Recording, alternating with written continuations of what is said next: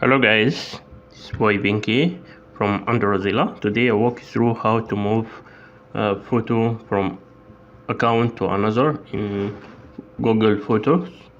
This step is very easy. You go to Google Photo and click in your profile icon and click photo setting.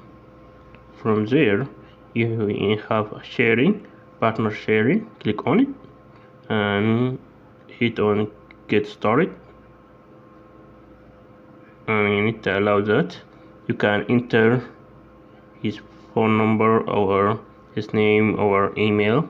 After that you need to accept the partner. You need to accept the request, and after that you can send the photo and everything, and you can send that like that. After you added the partner, you go to any photo or that, or click in sharing. You see, you can share here. When you added the partner here, you appear here in no contents, and you can click on it and you can send the photo. And this video for today, I hope for you, and don't forget to subscribe my channel to see new stuff, and see you next time guys. Bye bye.